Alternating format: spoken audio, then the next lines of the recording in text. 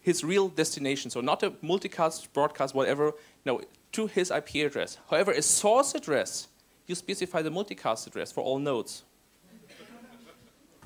Every other operating system says, oh no, I'm not doing that, I'm not dumb.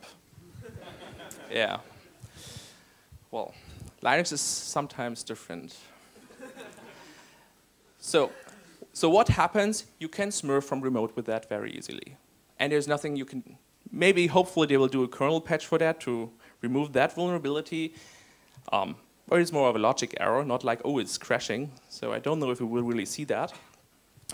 So from remote, if you have a system with 100 Linux servers, you send one packet, you can locally 10,000 packets. So this can be very, very cool. Okay, but I'm not a big fan of denial of service stuff because that's just lame. So let's get to the routing protocol stuff. In IP versions, well, normally the routing protocols provide their own security mechanism, like MD5 authentication on OSPF, BGP and stuff. This does not change in IP version 6 except for OSP version 3. And now we come back to that question about what about IPsec? IPsec is included in IP version 6, so it should solve all your problems. In theory, yes. OSPF, the working group, also thought, hey, IPsec is there. Let's do, they should do authentication and encryption. So why caring about that? So if you use OSPF in IP version 6 and you don't have IPsec, there's no security whatsoever. And this will be a problem because OSPF is, in my opinion, the best local area routing protocol and lose lots of network. But if you change to IP version 6, you should change your routing protocol. So now let me tell something about IPsec. IPsec is part of the protocol. Everything's there, so why not using it? The main problem is always encryption is key distribution. How do you get one key to another person? If you're within a company, this is something maybe you can manage. You can have a certificate authority, you can put the keys into DNSSEC or whatever, and there are the keys. If someone wants to encrypt to someone, he requests the key and then encrypts stuff. That's okay. But on the internet, you will never ever see that. Who will be holding the keys? Yeah, Americans would say, yeah, we will have the keys, trust us. Europeans will say never, never, ever. Chinese will say, I will. Okay. So you see the problem. Nobody will trust the others that they will handle it nicely. So this will take 20, 30, 50 years, if ever, until we can deploy IPsec globally on the world. So this is why we will not see it. We might see it in some companies who are very aware of the problems, but then again, you will see implementation problems. Implementation problems are that it will slow down everything. Just to get the keys, to distribute the keys, this will be a big problem. There will be another problem I will show you later when I go to visioning what will be problems in IP version 6 when we use it. So then you have routing header manipulation. And this is basically source routing in IP version 6. You have a server and there's a firewall in between. You would like to access, let's say, the admin web port which is there but is not allowed by the firewall. No communication to this IP address is allowed, but you may access the other server. So with source routing you could say on IP version 4, please give the packet to that machine, and if it receives it, remove the IP address, put another target in, and pass it on. Same is in IP version 6, the routing headers. Exactly the same. And you can do the same here. So what firewalls usually have, or routers also, is they don't allow source routed frames. But there are ways around that with IP version 6. There is in iLive 6, or not /remote, I also implemented in this, so this is not an extra tool anymore. You can just specify, do routing headers, specify as many IP addresses as you want, where it should pass through, and then you can do this attack to do a live scanning. Fragmentation. Fragmentation is very cool. So first, they fixed a big problem in IP version 4. You saw this speech of Dan Kaminsky, I think, where he said, oh, it was so bad. Why should a router in between do fragmentation? This is fixed. In IP version 6, a router in between does never fragment. If the link the packet should be going over is too small, you just say, oh no, wrong MTU size, resend please. This is how it should be done. So, problem solved. Still, of course, you can do fragmentation as a source. If you're the system which sends the packets, you can do fragmentation. So we have the same problems like, what can we do with reassembling? What if packets overlap? We can play the same games. But we can do one more thing. I don't have it in this slide. No, this is not in this slide. I'll come back to that later. Because there's something very nice you can do with fragmentation and routing headers. This is something you can experiment here on CCC with, I'm showing you now. So watch out. Here you have your firewall.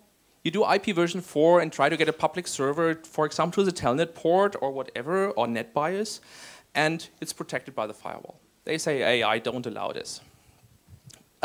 What people don't realize, and this is the same for many people configuring their own OpenBSD, FreeBSD, Linux, filter rules whatsoever, the IP version 6 is a complete different part of the kernel. So just because you have a drop all rule as default, it's not affecting IP version 6. So, if you don't have special filter rules by IP version 6, you bypass these rules. So if you can connect somehow to a system via IP version 6, good chances that you can get through, can bypass the filter rules. You can try it here. It works. I tried it on some. Most have it because people use something like SUSE firewall, for example, where this is already, if you just use SUSE firewall, it sets IP version 6 rules, for example. Red Hat does the same as far as I know. But if you do your own rules, you will usually forget it because you don't know.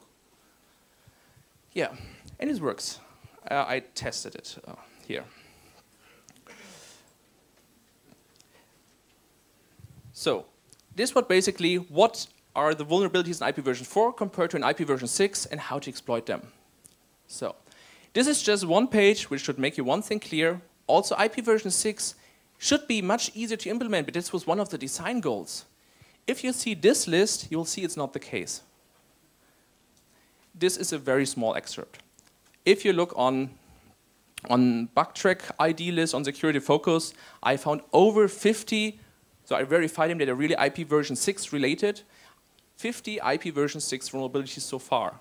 And not everything is IP version 6 enabled already. There are so much things you can do wrong, even if the protocol is easy. And if you take a look what kind of bugs these are, you will see, hey, I've seen it before. There's one important lesson. People don't learn. Learn that. So, research and implementation tests. I did limited implementation tests because I had not that much time, because I did a presentation originally for Japan. So I was tested what's the Linux 2.6 kernel, Windows XP Service Pack 2, Cisco iOS 12, and FreeBSD 5.3. And see, for some stuff I was said, how does the system would react to this? By the way, you can also look for denial of service stuff, like if I put these option header in this way, can it crash? I didn't look for that stuff because a fix and it's gone. But there are stuff also in OpenBSD, I can assure you. It's not the point here. Responding to packets to multicast destinations. So this is something you usually can turn off by an option, so I don't want to answer that. By default, Linux and FreeBSD have them open. So if you send a multicast ping request, you get an answer from these two systems. That's not really a security problem. It makes things easier. That's basically it. But I just wanted to see what are the defaults for the systems. The responding to packets with a multicast destination, same as here, but not doing an echo request, but putting in an invalid header option. So it can be ICMP, TCP, UDP, doesn't need to have any upper layer protocol in there, doesn't matter. If you just put an invalid header option there, they all respond to. And you can't really configure that off. So by this way, you can find all local systems, always. Responding to packets from multicasters, this was the remote smurf I was talking about. Only Linux does that. Only they are dumb enough. Routing header to multicast, this was a very interesting idea. Well, I thought, hey, we don't have broadcast addresses. I still would like to trigger the remote multicast address. So what I can do, I specify a routing header, so I get to the target network, and then say forward this frame please to the local multicast address all nodes. Yeah? Sadly, they all didn't want that. Otherwise, it would have been very, very cool for remote scanning. But sadly, didn't work. But I found another thing which is cool. Fragmentation and following routing header. This can be used to bypass firewalls and routers and whatever. If you have a Cisco, if you have Solaris, if you have Linux, doesn't matter, and use them as a router, you can say, don't forward source routed frames. And then any packet which has a source routed option is just thrown away. Yeah. You can do this with IPv6 too. But if you put fragmentation before that, and you can even do one-shot fragmentation. One-shot fragmentation means you specify this is the first fragmentation, so starting at 0, and set the flag this is the last fragment. It doesn't really make sense, but they all eat that. And afterwards, you put the forwarding routing header. All in between says, oh, no, there's no forwarding header. I'll pass it along. That's fine. It's fine until to the target system. Target system does a defragmentation. Hey, there's a routing header. Let's honor it. And uses it. And all are vulnerable to this, even Cisco and stuff. And that's pretty cool. So if there is security on your ISP, you will always be able to bypass that and use routing headers. That's pretty cool because source routing, you know ISPs where source routing still works. I don't know one. There will be very few, but on the internet it will not work. In the future it will work again. That's cool. So that was the one-shot fragmentation. All are vulnerable to this. So I only did very limited research and because on very limited time frame, because I have another project which I'll show you afterwards. So what will be future research from THC on that? Global multicast exploitation, which is FF0E. This is global multicast stuff, like what are all the NTP servers on the internet? I will do some more research on that because this will be much fun. MLD, which is a multi-listener discovery protocol, version 3. It's not very security sensitive topic, but it seems there is some interesting stuff you can do with that. And IPv4, IPv6. There are different ways on how to migrate from one to the other. And there are vulnerabilities in there. Some have been found already in the protocol specs. Oh, you can do this and that. But there will be more. The problem is there was not much research time spent to this already in the security community. So there will be more. And we will also put some time on that. Okay, so upcoming, so this is more the vision stuff. So what will be the future? There will be specialized attack tools for IPv6. But the basic note is it will not be much different from what we already have in IPv4. So there are not more vulnerabilities or more threats we have to work against. Worms will be much of a different in IPv6. TCP/IP worms like Slammer, infecting everything within 20 minutes, the whole internet, will not work because of the large IP address space. So they can't use that simple technique. So they will do other stuff. Email worms will stay because this doesn't change. Messenger P2P worms will come because it's easier to spread. Why this means, these worms will more use like public DNS information, trying local search engine stuff. So these will change, but they will become much rarer.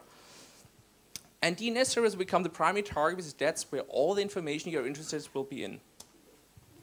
Attacks will move more to clients, where you attack one local system and then you attack the rest of the network from there. So not like usual, oh, let's scan the whole range. Oh, there's a vulnerable service. Oh, I'm in all 3 systems. This will not be the case. You will have trouble finding one server, and this will use the web server, DNS server, something which is public. Attack this, trying to compromise, and if you achieve it, then you go local. So this will be the future penetration test methodology. When IPsec is widely deployed, if. So within a company or worldwide, which will be 20 years in the future, certificate stealing will be a primary security concern because this will be impersonation. Yeah? So if you attack a system, if you compromise them, the first thing you will do, you will try to steal the certificate to be allowed on the network. So this will be important then. Okay, so conclusion. So far, no new risk in IPv6. Some improvement against IPv4. It will have a strong impact on the hacker.